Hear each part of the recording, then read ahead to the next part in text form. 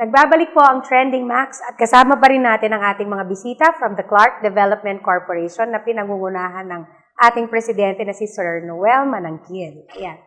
Alam mo, partner, lately, in the news, itong ating Pangulo, si Pangulo Duterte, has been traveling abroad. Parang nag-PR, mga punta ng China, punta ng Brunei, punta ng the last mga few weeks ago. Showcase the Philippines. I think he met si Pangulong Vladimir Putin ng Russia. Putin, oh yes. Eh di, nung binabasa ko yung yung newspaper report, yung mga dispatches, sabi niya, yung diplomatic direction ngayon ng bansa natin, sabi niya, wala na masyadong dependence on the West. Mm-hmm.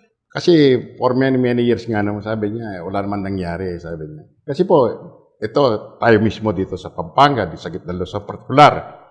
Nakita niyo naman, the Americans were here from 1898, as a matter of fact, immediately after the war, yung Manila Bay, yung Battle of Manila Bay. 1900, dito, sa Clark, 1902, kaya kung makikita nyo yung dalawang obelisk dyan.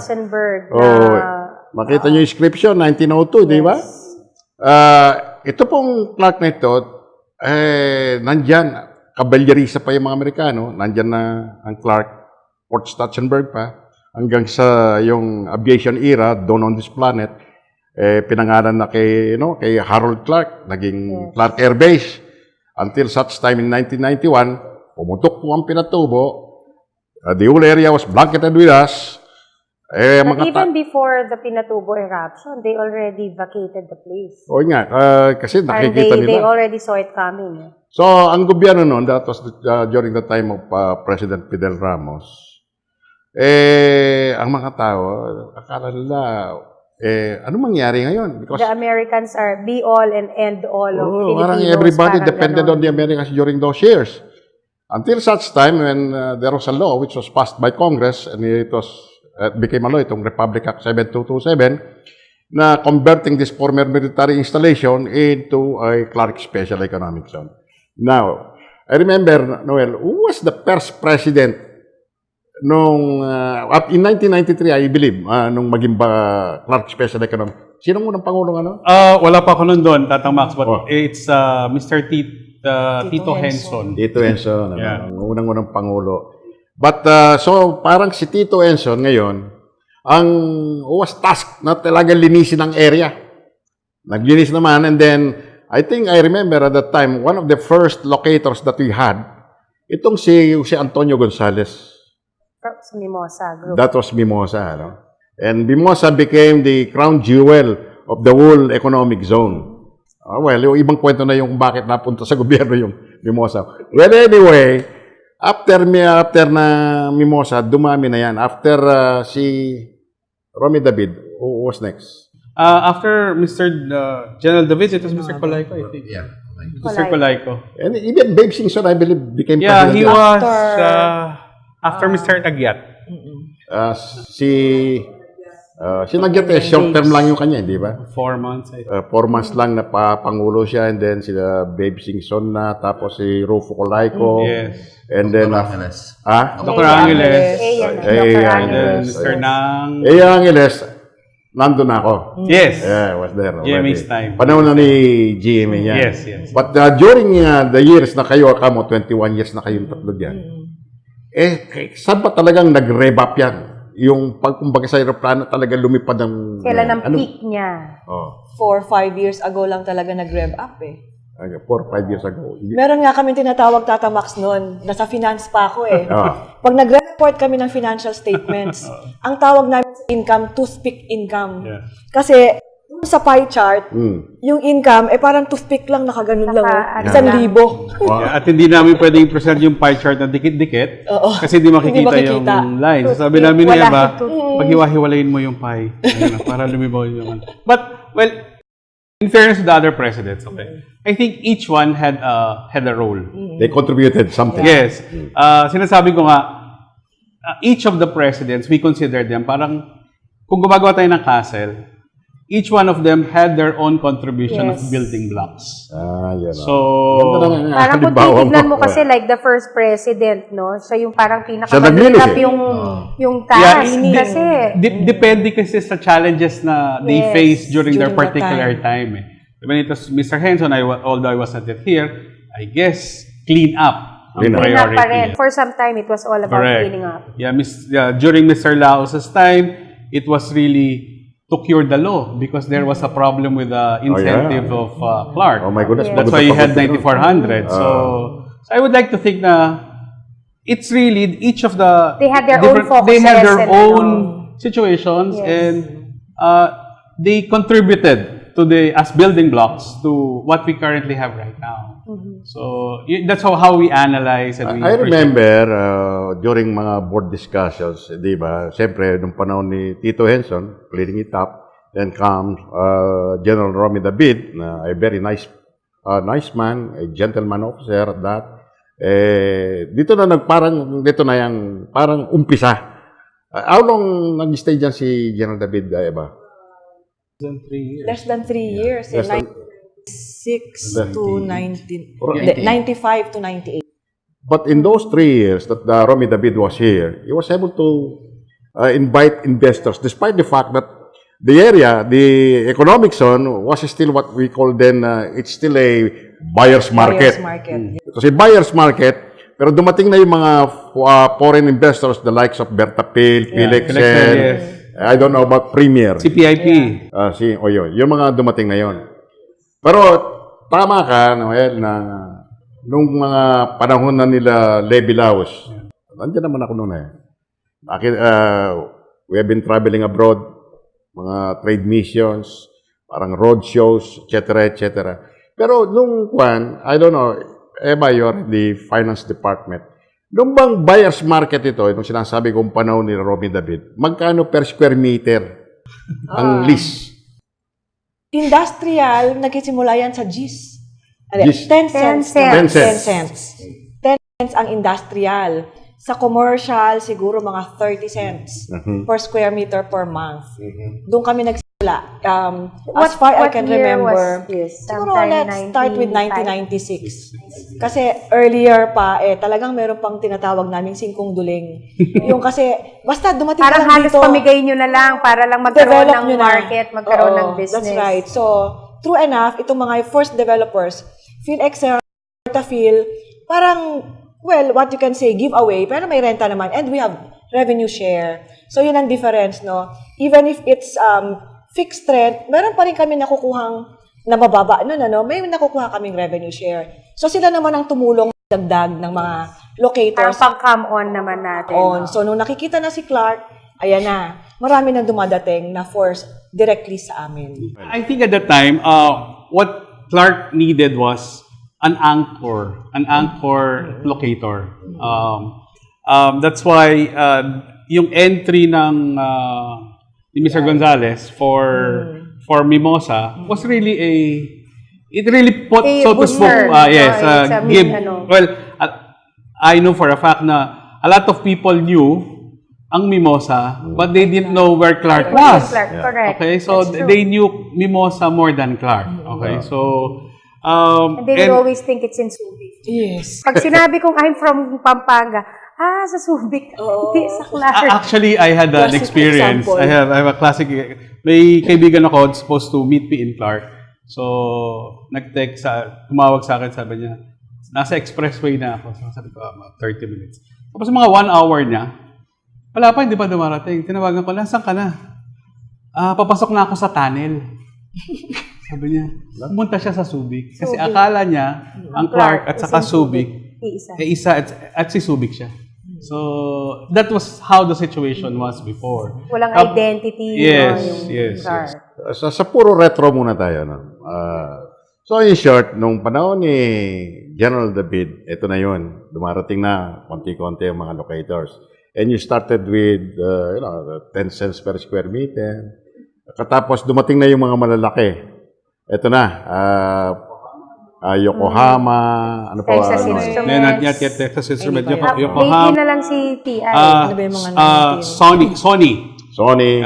Solid Kita Corporation. Kita Corporation. Saka yung mga duty-free shops were during those times. Dahil malakas ang mga duty-free shops nung araw. 7. Ngayon, Meron edi, tayong what tayo? mentality. Fast forward. Fast forward naman tayo. From 10 cents today, That's what I wanna find out. Magkano ngayon ang pinaka-minimum lease rates ng mga, siyempre kanya-kanyang ano yan no? May, anong tawag yan? Siyempre, may industrial yan, iba yan. Classification. Ang industrial, ang asking namin ngayon is 70 cents. 70 cents. 77. Yeah, 77 na pala. 77 cents. And then, ang commercial namin is $2.20. Commercial. Plus revenue share. Plus revenue share. Ano na po ang itsura ng pie chart ngayon? Ay, nako. Kumusta na yung toothpick na? Wala. Well, hindi na namin Baliktad kailangan na siya. i-blow up yung pie chart kasi lumilitaw na siyang mag-isa ngayon, even without blowing it lutang up. na siya Yes. from the ano. Yes, so we've been, may mga modest successes in income generation. And to date, we've remitted so far 2.55 billion to the national government in terms of dividends, cash ito.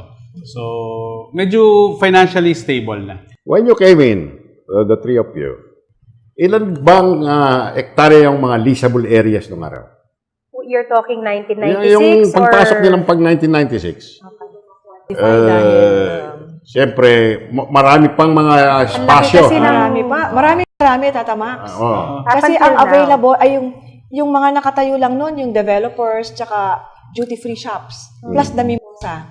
All the rest yan, wala. Fast forward naman tayo ngayon.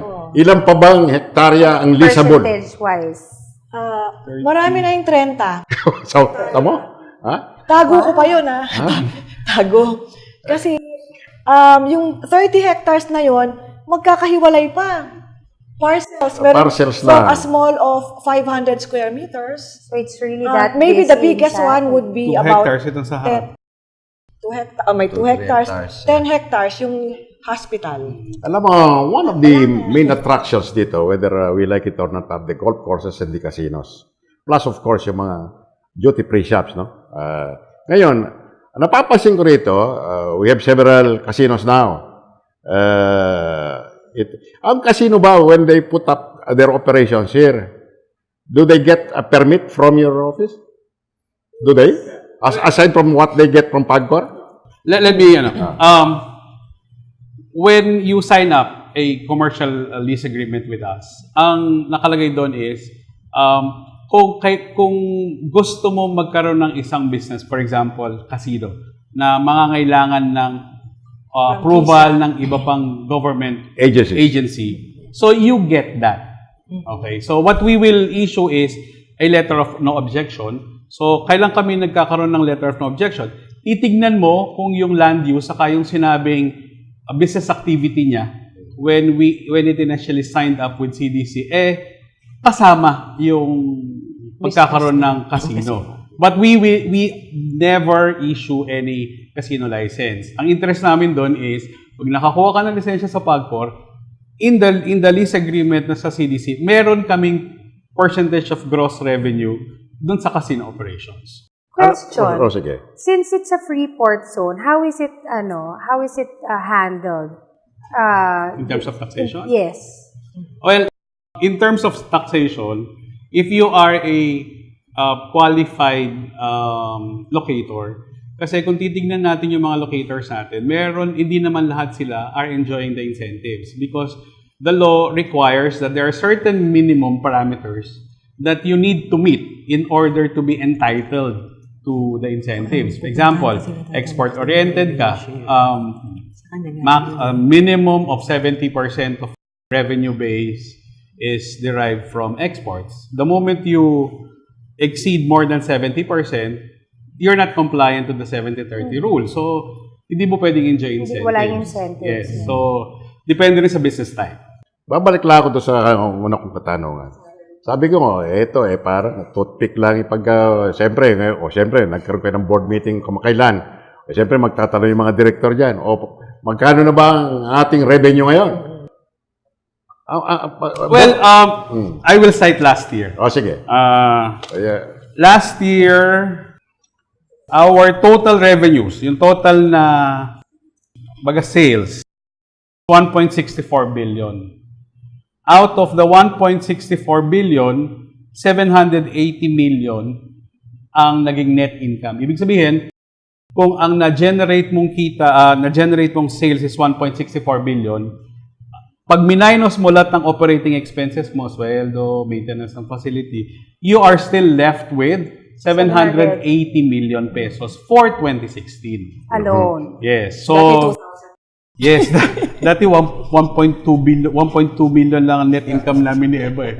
So nilalapitan ko 7 noon eh pag nagkasasarado na yung taon, sabi ko, wala na bang nakatago na sa drawer na. But yung excess amount ngayon, saan nagpupunta yun? Well, by law, that's what's called the dividend law. Lahat ng government-owned and controlled corporations must declare at least 50% of their net income for the year as cash dividends to the national government. So, for 2016, since 780 million ang net income, kalahati nito should be less than 400 million. So, what we remitted for last year's income is actually 500 million, which is more than the minimum. Okay. So, kaya ngayon, yung sobrang pera ngayon yan, na nasa inyong kamay, siya yung pantustos sa mga nakikita ng mga tao, ng mga tinatrabaho ngayon, na mga improvements na nakikita natin, developments. At mamaya, pagkukwentuhan natin. Sa pagbalik naman natin, pupunta naman tayo ngayon dyan bakit? sa mga... Mayroon ka bang nakikitang mga improvement? Ang dami. Na-traffic nga ako kanina kasi ginagawa. Siyempre. Pero mamaya, tatanungin natin kung pwede lang pabilisan yan. Cost of development yan. Development, nag-enjoy yung mga tao, nakikita na naman nila yung mga improvement, kaya medyo okay lang dahil after siguro mga few months niyan few days, few weeks, and after a while, we'll be reaping naman the benefits of these developments. Kaya mamaya, Sa ang dami pa pagbabalik. nating itatanong sa ating mga panawin ngayon. Ito po, ang inyong lingkod, Max Angin, babalik po kami. Huwag kayo alis dyan.